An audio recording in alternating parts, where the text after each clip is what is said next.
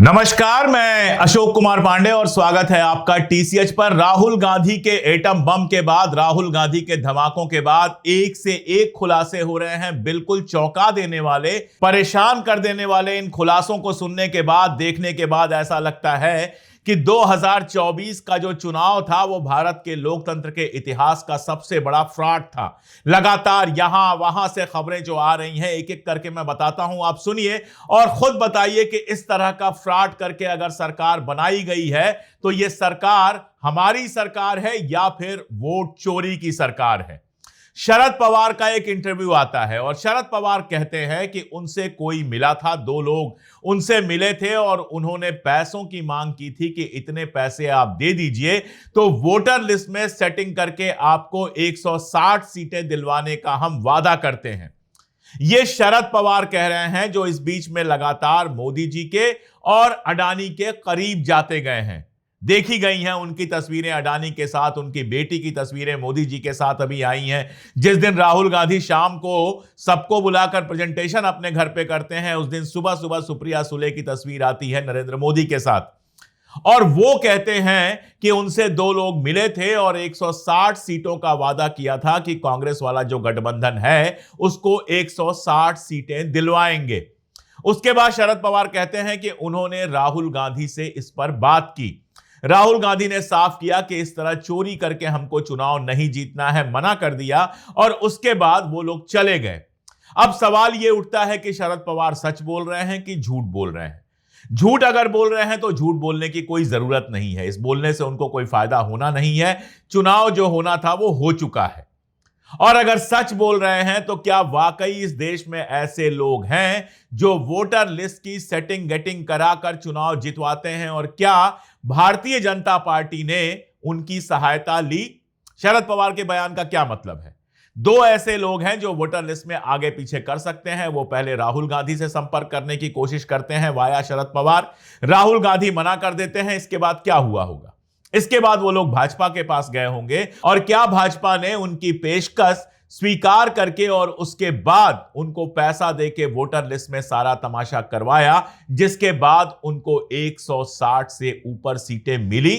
यह सवाल बड़ा सवाल है और इस सवाल को ऐसे ही नहीं छोड़ा जा सकता। इसमें आप जोड़ लीजिए, वीडियो वायरल हो रहा है। बातचीत में गडकरी कहते हैं कि मेरे 3.5 लाख वोट कटवाए गए।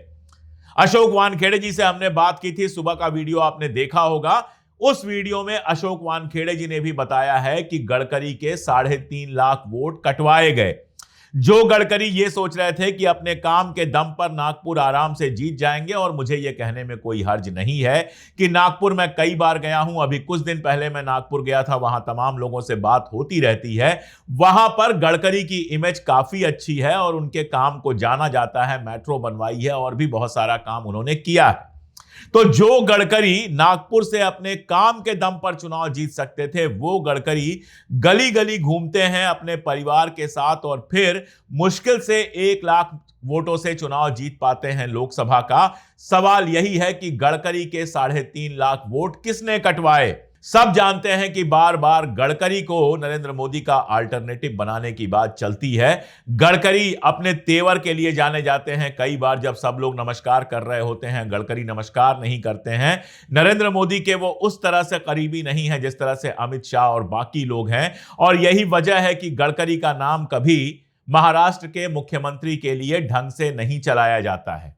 क्या गडकरी को राजनीति से बाहर करने के लिए, नागपुर से चुनाव हराने के लिए 3.5 लाख वोट कटवाए गए थे?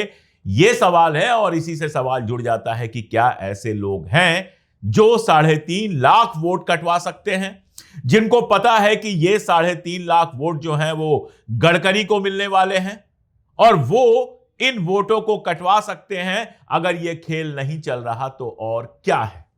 इससे भी बड़ी खबर जो है वो रायबरेली से है। रायबरेली आप जानते हैं कांग्रेस का गढ़ रहा है। लगातार कांग्रेस वहां से चुनाव जीतती रही है और इस बार राहुल गांधी ने वहां से चुनाव जीता। अब हमारे मीडिया वाले पहुंच गए रायबरेली दिखाने के लिए कि देखिए वोट में कहीं कोई गड़बड़ी नहीं होती है। लेकिन जब वहां पहुंचे और वहां की मतदाता सूची छानबीन करना शुरू किए तो क्या मिलता है पता है? वहां भी वही खेल मिलता है। मकान नंबर 80 पर 18 मतदाता, मकान नंबर 4 पर 18 मतदाता, मकान नंबर 8 पर 27 मतदाता, 0 नंबर के कई सारे मकान, और यह सारा खेल आपको मिलता है। और इस खेल के बाद आप जरा देखिए, 0 नंबर का एक मकान है जिसमें रहने वालों के नाम सुनिए। एक ही मकान में रह रहे हैं।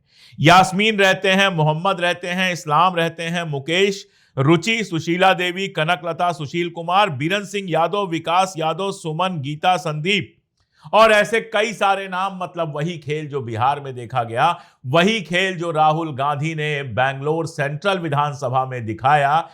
0 नाम और उसमें रहने वाले हर धर्म हर जाति के लोग। और उसके बाद यह सवाल उठना शुरू हो गया कि क्या रायबरेली में भी वोटर लिस्ट में खेल किया गया था।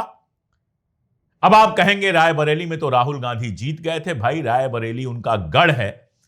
ऐसी आंधी थी उनके पक्ष में कि इन सारे खेलों के बावजूद वो जीत गए। लेकिन ये खेल किसने किए होंगे? राहुल गांधी यानी कांग्रेस या कांग्रेस गठबंधन की सरकार न तो केंद्र में है न राज्य में है।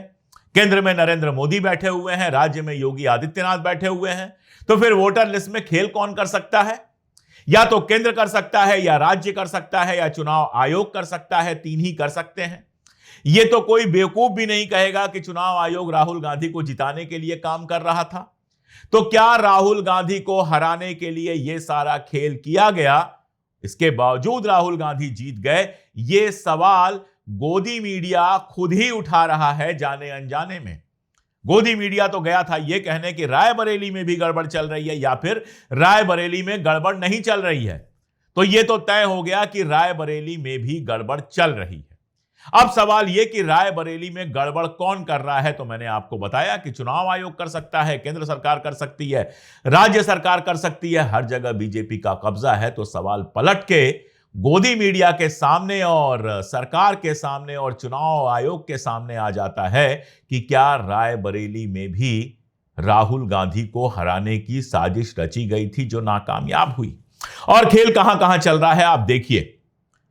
विजय कुमार जो उप मुख्यमंत्री हैं, भारतीय जनता पार्टी के नेता हैं बिहार के, विजय कुमार के 2 एपिक नंबर पाए गए, 2 वोटर आई कार्ड पाए गए। आप जरा सोचिएगा, मुख्यमंत्री उप मुख्यमंत्री जैसे पदों पर बैठे हुए लोगों के अगर 2-2 कार्ड मिलेंगे, 2-2 वोटर आईडी मिलेंगे, तो इसका मतलब क्या है? क्या यह पता नहीं लगाना चाहिए कि ये जो वोटर आईडी 2 मिले हैं, दोनों का इस्तेमाल तो नहीं हो रहा है? ऐसा तो नहीं कि दोनों वोट पड़ रहे हैं। विजय कुमार जी तो जाकर 2 जगह वोट डाल नहीं सकते हैं। तो ऐसा तो नहीं कि एक जगह विजय कुमार खुद वोट डाल रहे हैं और एक जगह उनकी जगह पर कोई और वोट डाल रहा है। याद कीजिए तेजस्वी का। तेजस्वी ने अपना कार्ड दिखाया, एपिक नंबर दिखाया और कहा कि मेरा नाम वोटर लिस्ट से काट दिया गया है। तुरंत चुनाव आयोग ने एक दूसरा एपिक दिखाया कि देखिए तेजस्वी का नाम है। और वो जो एपिक नंबर था उसके हिसाब से तेजस्वी के साथ कोई और व्यक्ति रह रहा था उनके मकान में। अब तेजस्वी के साथ कौन रह सकता है? उनका परिवार रह सकता है, उनके माता पिता रह सकते हैं, उनकी बहनें रह सकती हैं, उनकी पत्नी रह सकती हैं। लेकिन एक तीसरा आदमी जिसका यादव परिवार से, लालू यादव परिवार से कोई लेना देना नहीं है, वो तेजस्वी के घर में कैसा रह सकता था? तेजस्वी ने कहा कि इस एपिक के बारे में मुझे कोई जानकारी ही नहीं है। और पूरी भारतीय जनता पार्टी हल्ला करने लगी कि तेजस्वी के पास 2 कार्ड हैं, उनके ऊपर मुकदमा चलना चाहिए। अब विजय कुमार जो भारतीय जनता पार्टी के नेता ही नहीं हैं, बिहार में प्रदेश के उप मुख्यमंत्री हैं, उनके पास 2 आई कार्ड मिला है। अब भारतीय जनता पार्टी यह मांग करेगी कि विजय कुमार के खिलाफ मुकदमा चले, या इस सवाल का जवाब देगी कि उसके उप मुख्यमंत्री के पास 2 एपिक कार्ड कैसे आ गए।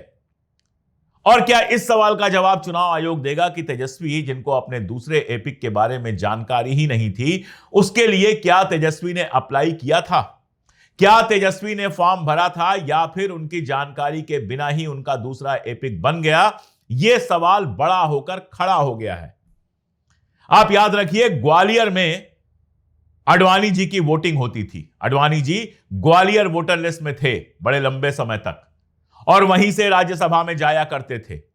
वहां पर उनके 2 आई कार्ड पाए गए थे, 2 जगह मतदाता पत्र में उनका नाम पाया गया था। मुकदमा चला था बाकायदा ग्वालियर में उनके खिलाफ। और यहां तो पूछिए मत, एक केंद्रीय मंत्री बयान देते हैं कि रोहतक में लोगों के पास 4-4 वोटर आई कार्ड हैं। तो क्या सब वोट चोर हो गए? नहीं साहब। 4 गाड़ी हो सकती है, 4 घर हो सकता है, 40 जोड़ी कपड़े हो सकते हैं, 40 जोड़ी जूते हो सकते हैं, तो फिर 4 वोटर आई कार्ड क्यों नहीं हो सकते हैं? आपके बाप का राज है। 4 वोटर आई कार्ड रखिए, 5 पासपोर्ट रखिए, 25 आधार रखिए, 10-5 पैन कार्ड रखिए, आप तो राजा हैं, कुछ भी कर सकते हैं। कैसे बन जाते हैं 2-2 वोटर आई कार्ड? मेरा सवाल तो यह है। मैं ग्वालियर का वोटर रहा हूं लंबे समय तक। जब दिल्ली आया मैंने किराए के मकान लिए, किराए के मकानों में जब तक रहा मेरा वोटर आई कार्ड ग्वालियर का ही रह गया, क्योंकि यहां पर चेंज नहीं हो पा रहा था। जब अपना मकान लिया, मैंने अप्लाई किया तो पहले ग्वालियर का आई कार्ड कैंसिल हुआ, और कैंसिल होने के बाद नया कार्ड बना दिल्ली का। आप एक साथ 2 जगह के वोटर कैसे हो सकते हैं? और अगर जानबूझकर आप एक साथ 2 जगह के वोटर हैं तो यह बहुत बड़ा फ्रॉड है। और एक केंद्रीय मंत्री कह रहा है कि लोगों के पास 4-4 वोटर आई कार्ड है, तो क्या हो गया? इसका मतलब किस लेवल पर खेल चल रहा है, यह बात आप अच्छी तरह से समझ सकते हैं। राहुल गांधी ने 5 तरीके बताए थे कि 5 तरीकों के फर्जीवाड़े हो रहे हैं। डुप्लीकेट वोटर्स, ये वाला किस्सा उन्होंने आदित्य श्रीवास्तव का नाम लिया था, जिसको लेकर यूपी के चुनाव आयोग ने कह दिया कि नहीं, इनका लखनऊ में नहीं है। उसके बाद जुबैर और तमाम सारे लोगों ने निकाल कर दिखा दिया। दूसरा, फेक एड्रेस का, गलत एड्रेस। जब मकान नंबर 0 होंगे तो फेक एड्रेस कैसे नहीं होंगे? ऐसे ऐसे एड्रेस जिस पर एक कमरा है और 80 लोग रह रहे हैं, 50 लोग रह रहे हैं। अजित अंजुम लगातार दिखा रहे हैं कि कैसे एक एक घर में 250-250 और 300-300 वोट हैं। कल कहानी यह आती है कि 124-125 साल की महिलाएं और पुरुष हैं। मतलब दुनिया में जो वर्ल्ड रिकॉर्ड है सबसे अधिक उम्र का, वो 115-16 साल है शायद। और भारत में 124 साल और 130 साल के अगर वोटर मिल रहे हैं तो आप समझ सकते हैं क्या खेल हो रहा है। अवैध फोटो की बात उन्होंने की थी। मैंने कल भी आपको बताया था कि अमित मालवीय ने एक केस में दिखाया कि यह फोटो अवैध नहीं है, छोटा जरूर है, यह परिवार है। 2 मिनट में पता यह चल गया कि उन्हीं के नाम से एक और वोटर कार्ड है जिसमें बड़े फोटो लगे हुए हैं। एक ही परिवार के 2 वोटर आई कार्ड हैं। सेम फोटो है, एक में इतना छोटा कर दिया गया है कि आप पहचान ना पाएं, और दूसरा नॉर्मल फोटो है। कैसे यह खेल चल रहा है? कौन चला रहा है यह खेल? फॉर्म 6 से फर्जीवाड़ा। आपने देखा था, शकुन कुमारी का नाम उन्होंने लिया था। 65 साल की उम्र में पहली बार फर्स्ट टाइम वोटर बन रहे हैं लोग। ये सब क्या खेल चल रहा है? और जब इस खेल का खुलासा होता है तो क्या होता है? बिहार में एसआईआर कराने के बाद ड्राफ्ट जो वोटर लिस्ट थी वो डाली गई थी, जिसको आप चेक कर सकते थे, हटा लिया गया और उसकी जगह स्कैन किया हुआ डाल दिया गया ताकि आप चेक ना कर सकें। डिजिटल हटाकर स्कैन डाल दिया गया ताकि आप चेक ना कर सकें। अगर आपने चोरी नहीं की है तो डिजिटल हटाया क्यों? और अगर चोरी की है तो स्कैन लगाने से क्या हो जाएगा? सीसीटीवी फुटेज मांगा जाता है तो कहते हैं हमारे मुख्य चुनाव आयुक्त की 273 साल लगेंगे। अरे एक आदमी बैठ के देखेगा क्या? एक आदमी देखेगा तो 273, 275 जितने साल लगने होंगे लगेंगे। अगर 100 लोगों की टीम बिठा दी जाए और सबको 2-2 घंटे दे दिए जाए कि ये 2 घंटे तुम देखो, ये 2 घंटे तुम देखो, तो क्यों 273 साल लगेगा भाई? हो सकता है कि 273 घंटे में सारी डिटेल निकल के आ जाए। और फिर आपको क्या करना है इस बात से कि कितने साल लगेंगे और कितने साल नहीं लगेंगे? जिसको चेक करना है कर लेगा, नहीं कर पाएगा तो कुछ नहीं करेगा। आप क्यों 273 साल का गाना गा रहे हैं? आप कौन होते हैं ये तय करने वाले? आपको क्या पता है कि चेक करने वाला क्या करेगा? इस देश की जनता जिसके वोटों के साथ फ्रॉड हो रहा है बैठ जाएगी, 1000 लोग मिलकर चेक करेंगे, बांट लेंगे उसको अलग अलग हिस्से में, आधे घंटे 1 घंटे का बांट लेंगे, दिन भर में सारी डिटेल निकल के आ जाएगी। आप दीजिए तो सही। कौन कह रहा है कि अकेला आदमी बैठ के देखेगा और 273 साल देखेगा? लेकिन हकीकत यह है कि अगर डिजिटल हटा के उसकी जगह पे आप स्कैन कॉपी लगा रहे हैं, अगर बिहार के उप मुख्यमंत्री के 2-2 आई कार्ड मिल रहे हैं, अगर केंद्रीय मंत्री कह रहा है कि रोहतक में 4-4 आई कार्ड हैं, अगर रायबरेली में भी सारा फर्जीवाड़ा दिख रहा है, बेंगलुरु सेंट्रल में भी सारा फर्जीवाड़ा दिख रहा है, अगर गडकरी कह रहे हैं कि उनके 3.5 लाख वोट काट दिए गए, तो दाल में काला नहीं है हुजूर, पूरी की पूरी दाल काली है। और इसी वजह से डरा हुआ है चुनाव आयोग, डरी हुई है सरकार। इस समय का यह सबसे बड़ा मुद्दा है, इस समय का सबसे जरूरी मुद्दा है। यही तय करेगा कि हमारा लोकतंत्र बचेगा कि नहीं बचेगा। इसलिए नजर बनाए रखिए, लगातार सवाल उठाइए और लगातार पूछिए कि आखिर हमारा वोट चोरी कौन कर रहा है। आज के लिए इतना ही, बहुत शुक्रिया। It is critical that we expose voter चोरी। इस कैंपेन का पूरा समर्थन कीजिए, please support this campaign fully. हमारे वेबसाइट पे पूरा का पूरा इंफॉर्मेशन है, डेटा है, आप इस मूवमेंट में शामिल होइए और हिंदुस्तान में जो वोटर चोरी हो रही है उसको रोकने का काम कीजिए। धन्यवाद।